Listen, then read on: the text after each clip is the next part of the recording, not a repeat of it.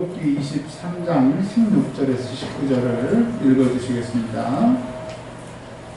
아브라함이 에브론의 말을 따라 에브론이 헷 족속이 짓는 데서 출애굽기 23장 16절 117페이지요. 출애굽기 23장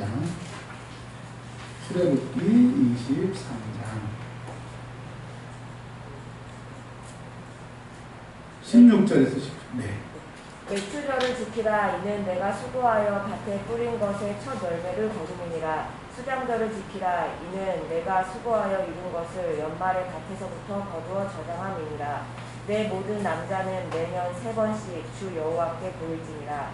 너는 내 제물의 피를 유교병과 함께 드리지 말며 내 절기 제물의 기름을 아침까지 남겨두지 말지니라. 내 토지에서 처음 거둔 열매의 가장 좋은 것을 가져다가 너의 하나님 여호와의 전에 드릴지니라. 너는 염소 새끼를 그 어미의 젖으로 삶지 말지니라. 아멘. 하나님 감사합니다. 맥주 주일로 예배를 드리고 있습니다. 하나님 오늘 우리에게 주시는 그 말씀이 주의 음성이 되게 하시고 우리가 남은 평생 주의 음성대로 살아가는 은혜의 사람들이 되게 하옵소서. 우리 구주 예수 그리스도의 이름으로 기도합니다. 아멘. 오늘은 맥주 감사절의 교훈이라고 하는 제목으로 말씀을 준비하겠습니다. 여러분 무엇보다도 지금 코로나가 심각하기 때문에 자기의 건강 또 자기의 방어 또 면역 이런 것들은 스스로 지키셔야 됩니다. 그래서 외부에서 식사하지 마시고 손도 잘 씻으시고 그래서 2주 후에 우리가 예배 드릴 때 건강한 모습으로 하여튼 제일 중요한 게 건강이니까 여러분 건강 잘 지키시길 바랍니다. 자, 열심히 여러분들을 위해서 중보하겠습니다. 자, 오늘 말씀으로 들어가겠습니다. 창세기부터 성경을 우리가 쭉 읽다 보면 우리의 생각으로는 이해가 안 되는 부분들이 참으로 많습니다. 왜 그럴까 생각해도 잘 모를 때가 참 많은데 특별히 하나님이 아브라함을 부르시고 그의 자손을 애굽에 가게 하셨어요. 그래서 애굽에서 이제 시간이 많이 지났는데 시간이 많이 지나서 이스라엘 백성들이 애굽에서 뭘 했었냐면 종살이를 했습니다. 종살이를 할 때 무슨 종살이의 일을 했냐면 그 애굽에 전쟁을 대비하고 또 농사가 잘 되면 곡식을 쌓아놓는 비돔과 라암셋이라고 하는 그 성을 쌓게 됩니다. 지금도 집을 짓는다는 게 어려운데 그 당시에 손으로, 끈으로, 수레로 이런 지으려니 얼마나 고생이 많았겠어요. 자, 그들은 이랬을 것 같습니다. 하나님, 우리를 부르시고 아브라함을 부르시고 큰 민족을 주시고 복을 주신다고 그랬는데 우리가 지금 430년 동안 종살이 하고 있습니다. 그들이 그랬을 것 같아요. 그리고 왕이 더 힘들게 하고 어렵게 해서 애굽 생활이 더 힘들고 어려운 그때에 하나님께서는 하나님의 사람을 준비하셔서 그들을 출애굽하게 하셨다라고 합니다. 근데 그 430년은 하나님만 알고 계십니다. 물론 아브라함이 창세기에 보면 네가 400년 동안 너희 자녀들이 종살이 할 것이라고 말씀을 하셨지만 이스라엘 백성들은 그 430년의 기간을 몰라서 너무 고통스러웠습니다. 그래서 그들의 430년 동안의 마음의 소원이 뭐였냐면 자유롭게 살고 싶다. 자유롭게 살고 싶다. 근데 드디어 하나님이 이스라엘 백성들을 애굽에서 가나안 땅으로 옮기시게 되었습니다. 근데 아주 빠르면 9일, 보통이면 10일이면 애굽에서 그 많은 사람들이 걸어가지고 천분이 걸어서 지금의 그 이스라엘 땅, 옛날로 말하면 가나안 땅에 도착하는 거예요. 10일이면 아무리 천천히 가도 도착을 해야 되는데 그들이 40년 동안 10일 동안 갈 일을 40년 동안 가게 되었습니다. 근데 그게 왜 그러냐? 성경은 불순종 때문에 그들이 10일 동안 갈 길을 40년을 돌아간다라고 하는 겁니다. 자, 오늘 이 성경 말씀의 내용은 뭡니까? 하나님은 반드시 말씀하신 것을 지키시는 분이시다. 근데 우리가 그 하나님의 약속의 때가 언제인지 모르니까 고통스러워하지만 반드시 우리를 건지신다. 그리고 순종하는 사람들에게는 하나님이 약속하신 것을 수월하게 주시지만 순종하지 않는 사람들에게는 순종할 때까지 훈련을 시키십니다. 하나님의 목적은 징계나 때리고 너 복받지 마 그게 아니고 하나님과 함께 하려고 하는 훈련을 받아야 하는 거예요. 그런데 40년 동안 하나님과 동행하면서 이스라엘 백성들이 먹고 사는 문제를 하나님이 해결해 주셨습니다. 아침에 이슬 내릴 때 만나를 내려주셔서 온 식구가 하루 종일 먹어도 될 만큼 양식을 주셨고, 또 특이한 것은 안식일 날은 그 안식일 전날은 이틀치를 만나를 하나님이 내려주셔가지고 그 안식일에는 만나를 내리지 않으셨는 그 기적을 40년 동안 한 번도 거르지 아니하시고 한 번도 어기지 아니하시고 하셨다라고 하는 거예요. 광야 40년 동안에 하나님의 교훈은 뭐냐면 나를 믿어라. 나는 신실하다. 하나님이 그렇게 말씀을 하십니다. 근데 하나님은 그렇게 생각하시는데 이스라엘 백성들은 어떻게 생각하냐면 늘 불안한 거예요. 내일 만나가 내릴지, 오늘 지금 모래 폭풍이 엄청 지나갔는데 내일 만나가 내릴지, 또 그 갑자기 막 사막에 뜨거운 바람이 막 불기 시작하는데 이런 날씨에 내일 만나가 내릴지, 그들은 하루하루 만나를 보면서 만나의 양이 줄어가면 줄어갈수록 그들은 또 불안이 싹 터서 내일 양식을 걱정하는 시간을 40년을 했습니다. 그래서 그들의 마음속에 제발 내일 쌀 걱정, 양식 걱정 안 하고 살았으면 좋겠다, 그런 생각을 가지고 40년을 보내게 됩니다. 드디어 40년이 지난 후에 가나안 땅에 이스라엘 백성들이 도착을 했습니다. 그러니 그들이 이제 얼마나 기뻐요. 농사를 지어서 이제 창고에 쌓아두면 농사가 된 것만큼 먹고 사니까 최소한 양식 걱정, 뭐 내일 만나가 내릴까 이런 걱정을 안 해서 너무 좋은 거예요. 근데 사람이 좋은 것을 받으면 조금 지나고 나면 그게 좋은 건지 모르는 것처럼 어떤 걱정이 생겼냐면 올해는 풍년이 들었는데 만약에 흉년이 들게 되면 먹을 것이 없잖아요. 그러니까 이 사람들은 하루하루 걱정했던 것이 이제 단위가 커져서 1년 단위로 내년에 풍년이면 감사하지만 흉년이면 어떻게 될까? 가나안 땅에 와서 보니까 하루하루 양식 걱정은 안 하는데 이제 1년 단위로 2년 단위로 양식 걱정하는 것은 똑같더라. 그래서 하나님이 그들에게 뭘 말씀하시려고 하냐면 너희들은 광야에서 하루하루 만나가 내리지 않을까 봐 걱정했지. 그리고 가나안 땅에 오니까 이제 농사를 져서 창고에 곡식을 집어넣는데 내년이 흉년이 들까 봐 또 걱정이지. 그러니 하루 걱정에서 1년 걱정으로 바뀐 거 말고는 달라지는 게 없다. 그래서 하나님 뭘 말씀하시느냐? 내가 너희의 기업이라고 말씀하신 것은 내년에 풍년도 흉년도 만약에 광야에서 먹을 것이 없는데 만나도 내리시고 고기 먹고 싶다고 하니까 한 달 동안 매출하기를 보내신 것처럼 너희 먹고 사는 것의 주인, 너희의 그 월급 받는 그 기업은 나다라고 하나님이 말씀을 해주신 거예요. 근데 여러분, 사람들이 한번 어떤 말씀을 들으면 항상 기억해요. 또 까먹어요. 또 까먹죠.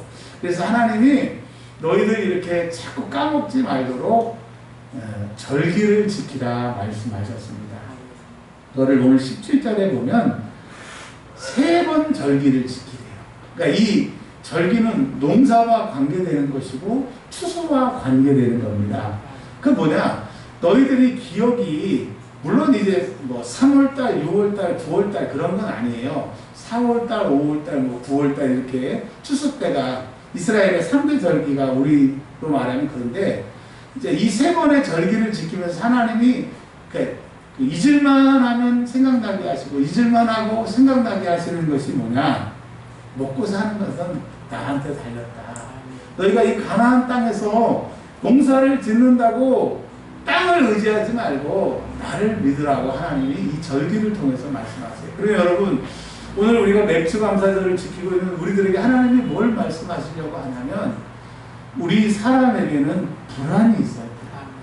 미래에 대한 불안이 있습니다. 그리고 심리학자들 중에서 우리들은 열등감을 가지고 태어납니다. 오늘 좀 두 가지 말씀을 드려요. 사람은 열등감을 가지고 태어나는데 왜 그러냐면 내가 딱 태어나 보니까 형이 있고 오빠가 있고 나보다 먼저 태어난 사람이 있어. 그러니 나보다 키도 크고 엄마 아빠하고 소통도 잘하고 나는 아직 젖을 쭉쭉 빨고 있는데 그러니 태어난 순간부터 내가 형보다 못하다 누나보다 못하다 이런 그 열등감을 가지고 사람들이 태어난다라고 하는 거예요. 여러분 이 세상에 열등감 없는 사람은 없는 것이에요.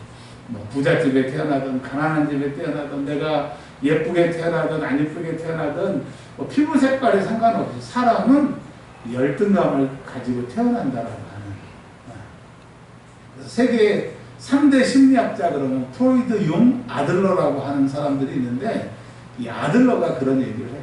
그러니까 여러분 모든 사람은 열등감이 있다. 그 다음에 두 번째로는 뭐냐면 사람은 이스라엘 사람들이 그랬던 것처럼 융이 말한 것처럼 모든 사람들은 공통적인 무의식에 불안이 있다는 거예요. 그 이스라엘 사람들이 광야에서 만나 안 내릴까봐 불안했고 가나안 땅에서는 이제 내년에 농사가 흉년질까봐 1년 단위로 불안했던 것처럼 모든 사람에게는 불안이라고 하는 인류 문화의 유산이 우리에게 잠재져 있다라고 하는 거예요. 자, 젊은 사람은 젊은 사람들대로 걱정이 있어요. 나이 드신 분들은 나이 든 대로 걱정이 있다고 해요. 우리나라 대통령 중에서 대통령이 이런 말씀 하신 적이 있어요. 대통령 힘들어서 못 해먹겠다. 우리 같은 사람들은 대통령 시켜주면 해 먹을 텐데 대통령 하신 분이 못 해먹겠대요. 사람들마다 다 열등감이 있고 불안이 있어요. 여러분 내일 걱정 안 되시는 분 있으세요? 혹시 2주 동안 이 코로나가 좀 엄청 난데 2주 동안 우리가 지금 긴급 방역을 해야 되는데 또 이 코로나가 끝나고 직장 다니시는 분 내가 직장을 잘 다닐 것이냐 또 내가 이 직장에서 어려움이 없을 것이냐 또 돈 버시는 분들은 이 다음 달에 내가 이 수입을 벌어서 다 헤쳐나가야 될 것이냐 걱정이 없는 사람이 없다는 거죠. 자, 무슨 말씀을 지금 드리려고 하느냐 이 땅에 사는 모든 사람들은 다른 사람들과 비교해서 이 비교의식 때문에 내가 참 열등하다라고 하는 열등감을 가지고 있어요. 두 번째로는 미래에 대한 불안감이 있기 때문에 이것은 하나님만이 해결해 주신다라고 하는 것을 이 절기를 통해서 기억하라고 하는 거예요. 지금 설교하는 저나 앉아 계신 여러분이나 불안하긴 마찬가지예요. 근데 그러면 목사님이 안 불안하고 여러분이 안 불안하려면 각자가 안 불안하려고 하면 내 생각, 이 세상의 것은 질량 보존의 법칙처럼 변하지 않아요. 그냥 내가 탈진이 되고 불안하면 그 불안함이 계속 유지가 되는데 세상 사람들에게는 심기일전 내지는 열심히 노력하는 것으로 채워보려고 하는데 참 어렵습니다. 목마른 사람에게 소주잔으로 물 한 잔 주는 것과 같아요.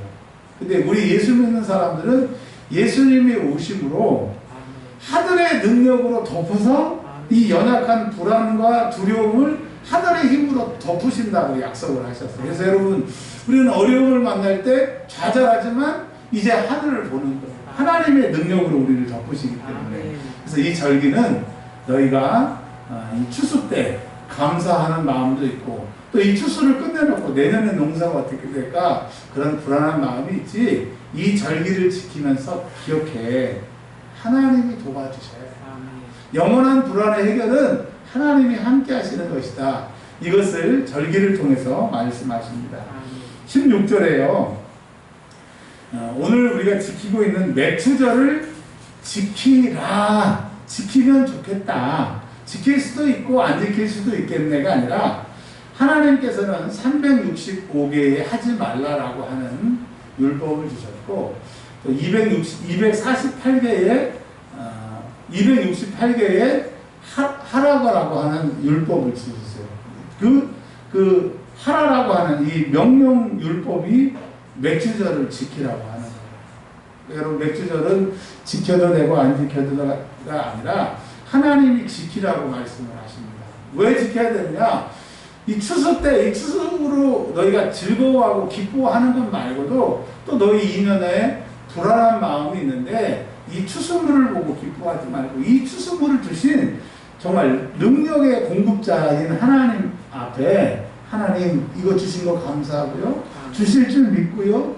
하나님이 나의 눈에 보이는 이 보리보다 하나님이 나의 진짜 기업 보리입니다. 이것을 고백하게 하시는 거예요. 여러분이 잘 될 때 내가 잘했다 이게 아니라 하나님이 하셨습니다. 하나님 제일 기뻐하시는 거예요. 부흥하는 교회의 고백 누가 하셨어요? 하나님이 하셨어요. 부흥하는 인생 뭐라고 고백해야 돼요? 하나님이 하셨어요. 자, 그럼 맥주절을 지키라고 했는데 어떻게 지켜야 되느냐? 17절에 여호와께 보임으로 지키라고 했습니다.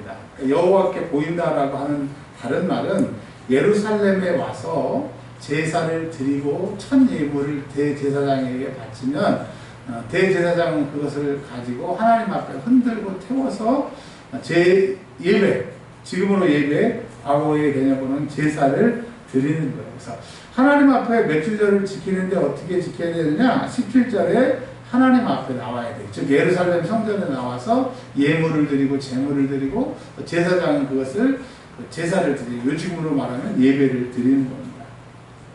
그리고요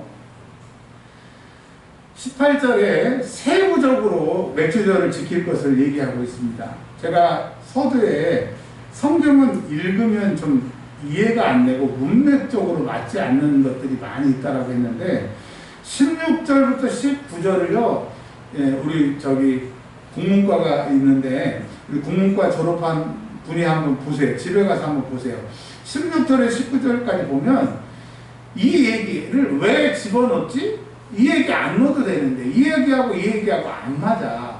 그러니까 이렇게 생각하시면 돼요.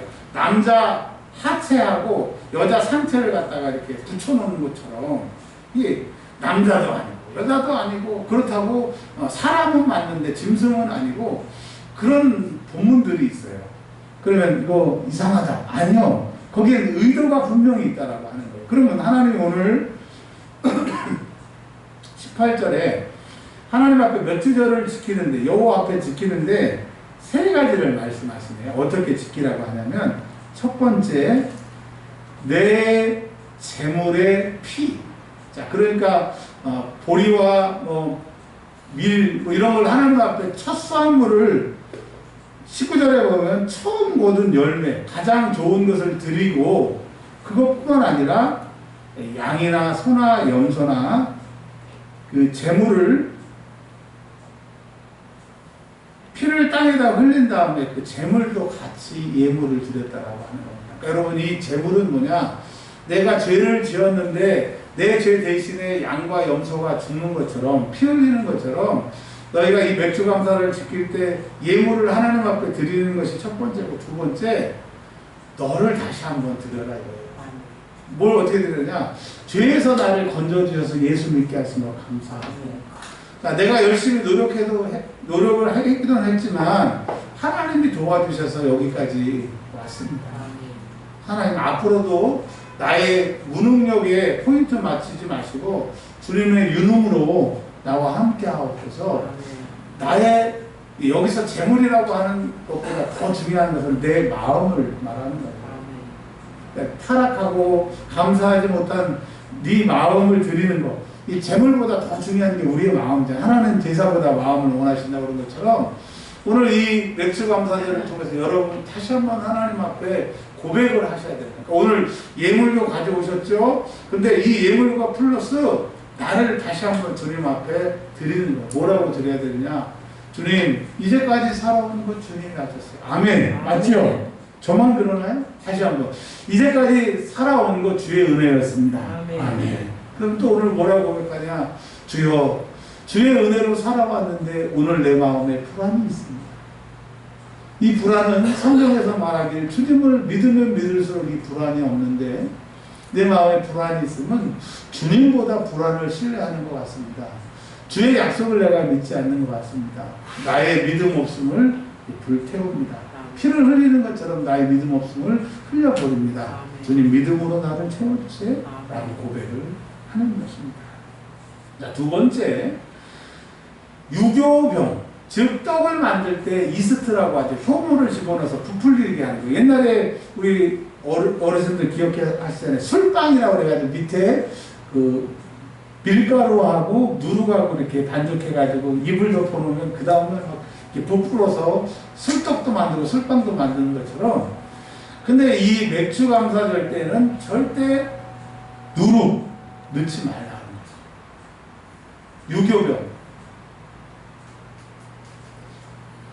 유교병, 즉 효소를 넣어가지고 빵을 부풀리지 말고 무교병으로 발효시키지 않는 것을 드리라고 하는 거예요. 여러분, 예수님께서 신약 성경에 바리새인의 누룩을 조심하라, 그 다음에 헤롯의 누룩을 조심하라 이런 말씀을 하셨는데요. 그러면서 그 누룩은 뭐라고 그랬어요? 거짓 교훈이라고 얘기를 했잖아요. 그 얘기는 지금 뭘 말하는 겁니까? 내 마음이 변한 거예요. 그 430년 동안 애굽에서 가나안 땅에 들어왔을 때 그 감격, 매일 만나와 메추라기를 먹다가 하나님이 주신 그 양식을 내가 먹고 기뻐했던 것을 다 잃어버리는 거예요. 그럼 우리가 뭐니 해도 제일 큰 은혜는 뭐냐? 내가 구원받은 거야. 내가 예수를 주님이라고 고백하고 하나님을 나의 아버지라고 고백하는 것보다 더 큰 수확은 없다라고. 물론 뭐 세상적으로 돈도 많고 좋은 차 타면 좋겠지만 그거와 비교할 수 없는 것이 내가 구원받은 것이라고 하는 것을 기뻐하라고 오늘 맥주감사를 지키라고 말씀합니다. 그래서 유교부는 절대 변질된 마음을 하나님이 기뻐하시지 않는 거예요. 에베소 교회에 네가 첫 행위를 버렸다고, 또 디모데전서에 네가 처음 행위를 버렸으므로 저주를 받는다고 디모데에서 말한 것처럼 여러분 절대로 마음이 변하면 안 돼요. 요한계시록에 보면, 요한계시록 20장에 보면 예수님이 전부 사람들을 모아놓고 최후의 심판을 하잖아요. 거기에 보면 그 생명책에 기록된 내 믿음대로 심판하신대요, 내 행위대로 심판하신대요. 행위대로. 우리가 지금 그 갈라디아서, 로마서에 의해서 오직 의인은 그 믿음으로 구원받는다, 거기에만 꽂혀있는, 맞아요. 구원은 믿음으로 구원받지만 마태복음과 야고보서는 뭐라고 그러냐면 네가 그 믿음이 진짜라고 하면 행동으로 네 믿음을 증명하라고 얘기를 하는 거예요. 그래서 요한계시록 20장에는 네 행위로, 기록된 행위로 심판한다고 주님이 말씀하시는 거예요. 뭘 얘기를 해야 되느냐? 여러분, 없는 가운데 주님 앞에 드리고, 또 부족한 가운데 하나님 앞에 드리고, 할 수 없는 가운데 하나님 앞에 드리는 거. 근데 하나님은요, 어제도 제가 어떤 집사님하고 통화했는데 꼭 돈 많은 사람한테는 감동을 안 주세요. 한 20억 있는 사람한테 야, 너 1억만 바쳐. 그러면 20억 있는 사람 1억 바치는 거는 모르겠어요. 하여튼 뭐 바칠 수 있을 텐데 꼭 하나님은 돈 없는 사람한테 감동을 주신다고. 희한해요. 진짜 하나님이 절대 감동 주시면 안 되는데 하나님은 꼭 없는 사람한테 감동을 주시는데, 근데 그 감동을 순종하는 사람들은 있습니다. 여러분, 목사들도 마찬가지입니다. 저희가 신대원 동기가 110명입니다. 학부 동기가 60명이에요. 뭐 박사원 이런 건 다 빼더라도. 근데 뭐 똑똑하고 잘나고 뭐 이런 것으로 하나님이 쓰시는 게 아니에요.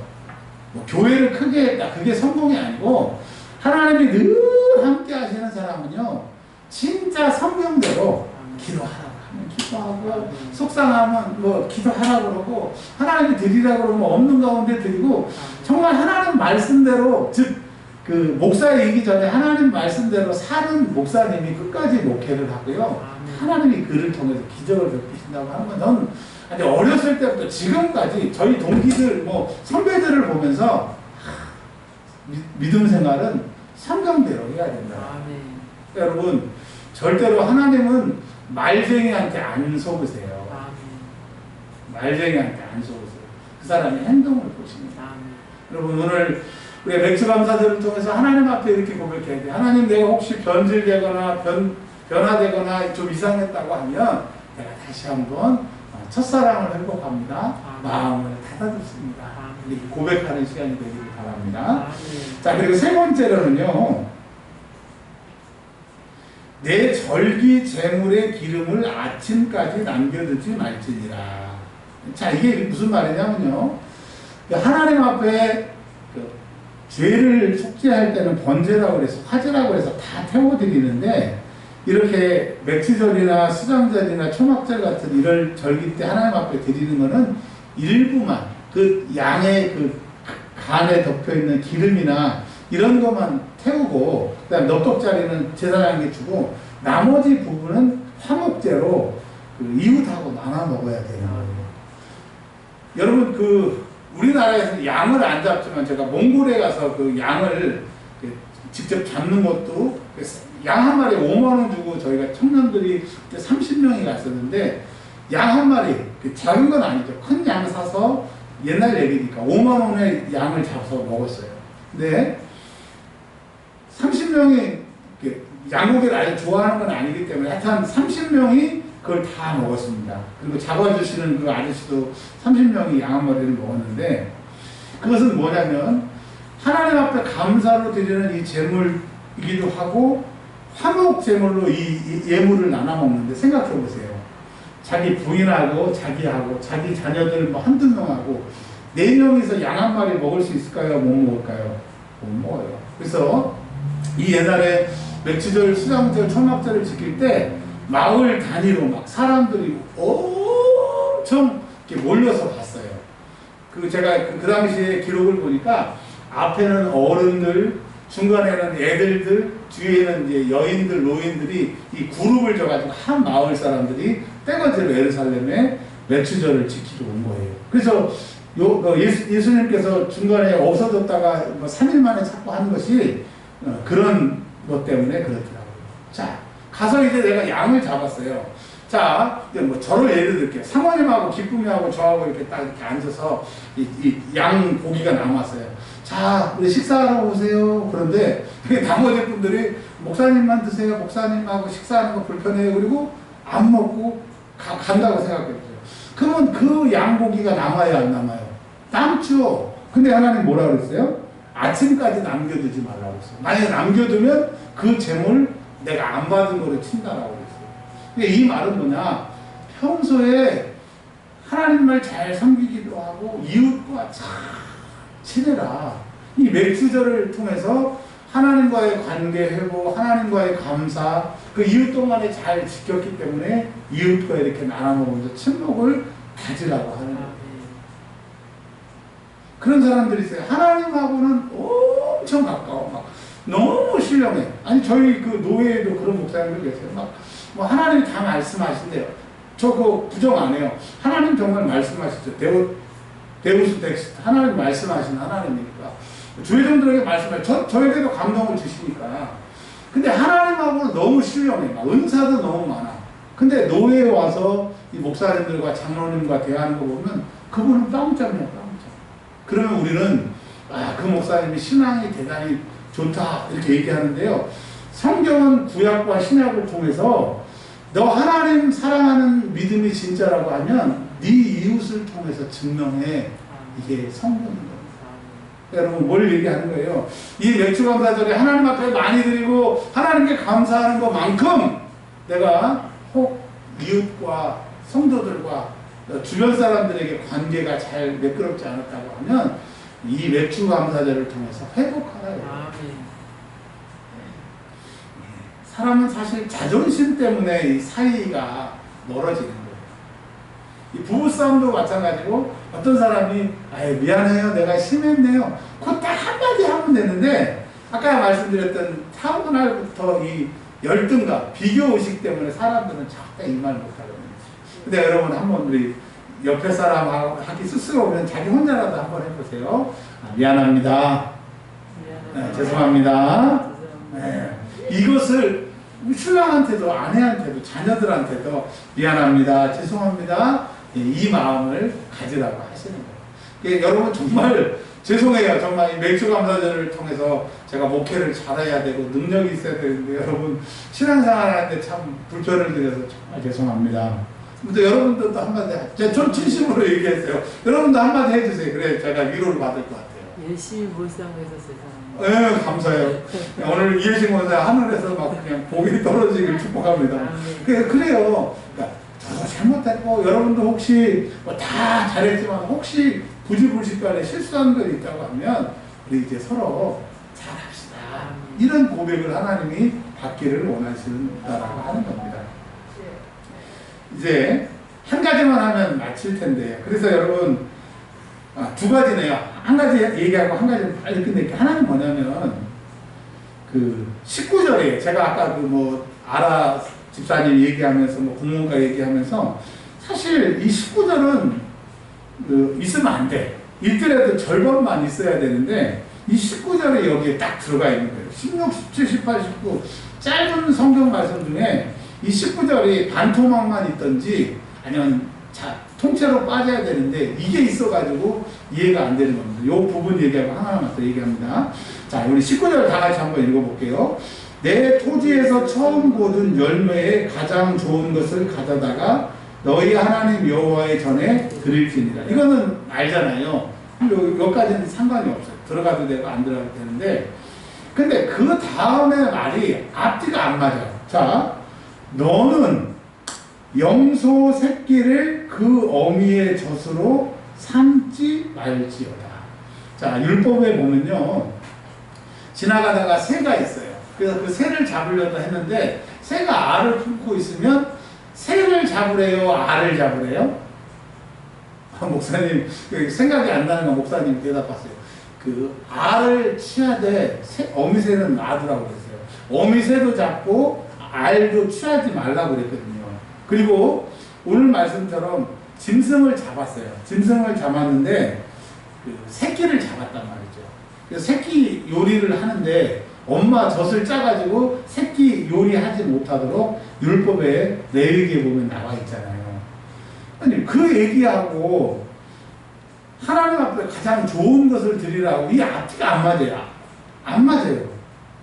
그러니까 얼핏 보기에는 이거 왜 그래? 그런데 여기엔 이런 뜻이 있는 거예요. 어떤 뜻이 있냐면 새가 알을 품고 있는 둥지를 보거든 새는 놔주고 알만 가져가고 또 새를 잡아가지고 요리해서 그 알 터트려가지고 프라이에서 같이 요리하지 말라고 하는 것처럼 너희는 이 매추절을 지킬 때 내가 하나님께 감사합니다. 또 이웃과 잘 살겠습니다. 더불어 내가 이제까지 하나님 말씀대로 잘 못 살았다고 하면 이제 이 맥주 감사자 예배를 드림으로 하나님 말씀대로 내가 살게요. 그래서 그 대표로 염소 새끼를 어미의 젖으로 삼는다. 이 율법에 있는 내용을 한 가지를 가져와 가지고 말씀대로 살아라. 그렇게 말씀하시는 거예요. 그러면 이 신약시대에 너희를 향하신 하나님의 뜻이 계시대. 우리를 향하신 하나님의 뜻이 계시대. 첫 번째, 항상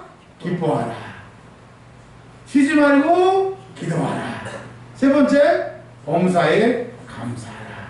이제 이렇게 신앙생활 살라고 하나님께서 말씀을 해주시는 겁니다. 제가 이제 한 가지만, 이제 고개를 들어서 저를 봐주세요. 이제 한 가지만 하면 끝납니다. 그런데 여러분 편지를 이렇게 보냅니다. 내가 몇 월 며칠 날 가겠습니다 라고 하면 그 편지를 예를 들어서 그 저희 김준호 목사님 살아계셔서 쓰셨던 예화를 제가 하나 쓸게요.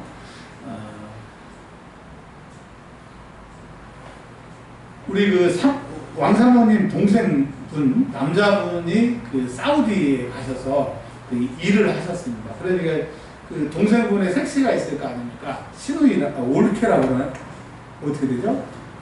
시누이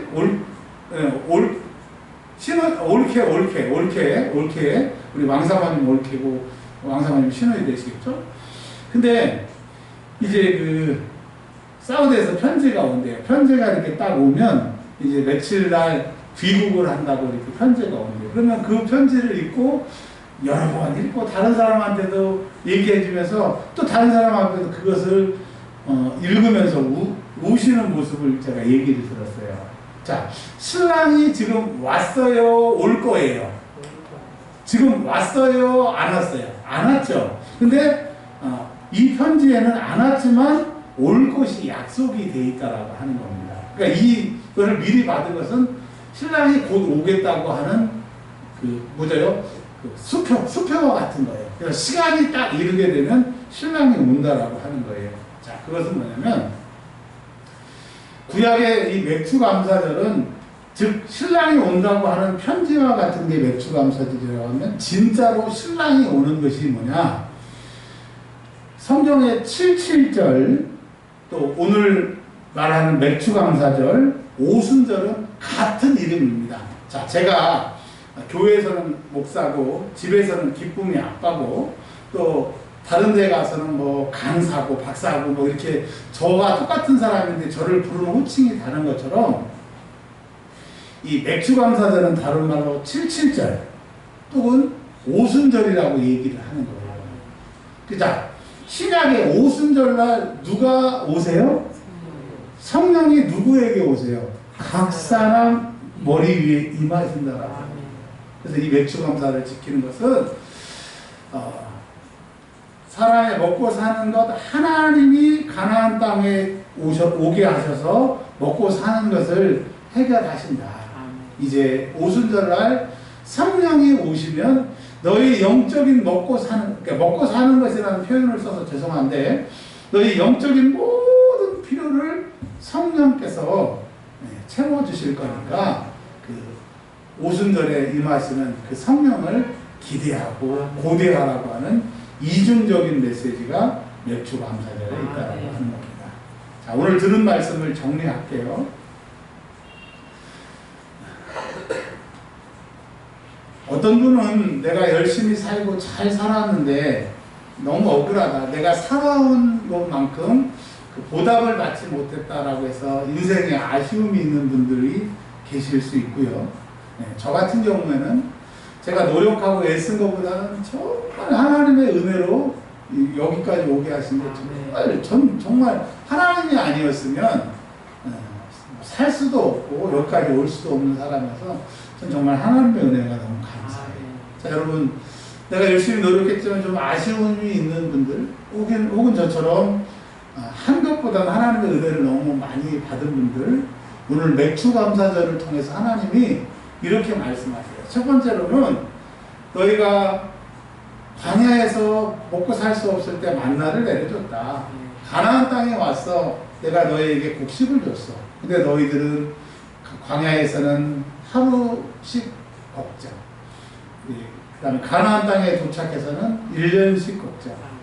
맥추감사절을 통해서 내가 너희에게 다시 말한다. 먹고 사는 거 걱정하지 마. 옛날에 그 예수 안 믿는 우리 조상들도 옛말에 그런 말 있잖아요. 사람이 먹고 사는 거 타고난대요, 안 타고난대요. 세상 사람도 그렇게 얘기하는데 하물며 우리 하나님께서 먹고 사는 거 내가 걱정하지 마. 그런데 아멘 하고 걱정이 안 들어야 되는데 아멘 하면서 또 걱정이 들어요. 한번 여러분 그 빨간 사과를 생각하지 마세요. 자, 머리에다 절대 빨간 사과를 생각하지 마세요. 어떻게 생각나요, 안 나요? 그래, 꼭 그래요. 그러나 하나님이 우리에게 다시 한번 말씀하세요. 너희가 육신 안에 있기 때문에, 육신을 입었기 때문에 내가 말해도 아멘으로 받지만 불안하지만 내가 다시 한번 약속할게. 먹고 사는 거 걱정하지 마. 아멘! 아멘! 그 말이 안 믿어지고 걱정되더라도 오늘 그걸 다시 한번 하나님이 고백받기를 원하세요. 그리고 그 약속을 지켜주신다니까요. 여러분, 우리 먹고 사는 거 걱정하지 맙시다. 아멘!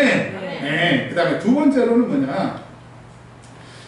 하나님께서 이 맥추감사절을 통해서 여호와께 보이고 처음 열매를 드리고 피를 흘리고 유교병을 먹지 말고 기름을 두지 말고 이렇게 말씀하신 것은 무엇이냐? 하나로 말하면 우리의 마음이 변질되지 말고 항상 그 마음을 유지하라고 하십니다. 그리고 진짜 축복이 오기 전에 제가 뭐 언제 쓸지는 모르지만 몇 권의 책을 쓸 소스를 제가 좀 계속 모으고 있는데 그 중에 하나가 이겁니다. 꼭 진짜가 오기 전에는 가짜가 오요. 꼭 축복이 임하기 전에 가짜 축복이 온다고. 근데 사람들은 그게 진짜인 줄 알고 그걸 잡는데 꼭 사단은 진짜 축복 앞에 가짜의 복을 준비하기 때문에 여러분 분별을 잘하는 은혜가 있기를 바랍니다. 절대로 변치 말아야 돼요. 그리고 마지막은 육의 문제를 해결하신다고 약속하셨으니까 내가 육신에 속해서 안 믿어지고 걱정할지라도 하여튼 주님이 약속하셨으니까 육적인 문제는 해결하실 것이고 그 다음에 이 매추감사절은 오순절을 말하는 거기 때문에 오순절의 역사가 뭐예요? 성령이 오시니까 다 되더라고요. 제가 누가복음과 사도행전 전공이잖아요. 누가복음과 사도행전의 메시지가 뭔지 아세요? 예수 오셨지만 예수와 함께 했던 제자들이 모르더라 이거예요. 그게 마가복음입니다. 근데 누가복음과 요한복음은 뭐예요? 성령이 오시니까 권능이 임하고 권능이 임하니까 능력이 그들에게 나타나더라 이거예요. 여러분 맥주감사절에 성령 받기 위해서 씨를 뿌리시고 성령 충만해서 다음 맥주감사절에는 이런 육적인 것뿐만 아니라 정말 성령의 열매를 맺어서 사랑, 희락, 화평, 충성, 온유, 절제 이런 열매를 잔뜩 맺어가지고 하나님 앞에 드리는 맥주감사절이 되시기를 바랍니다. 여러분, 여러분이 하는 모든 것을 하나님이 기억하신다고 하는 거예요. 너무 억울해하지 마세요. 하나님은 여러분의 계시록 20장에 있는 것처럼 생명책에 여러분의 행위를 다 기록하고 계신다고 합니다. 여러분, 하나님이 우리와 이렇게 약속하셨기 때문에 기쁨으로 맥주감사를 보내시기를 주의 이름으로 부탁드립니다. 자, 우리 방송 이거 꺼주시고 광고 하나만 하고 기도할게요. 광고는 뭐냐면요. 주보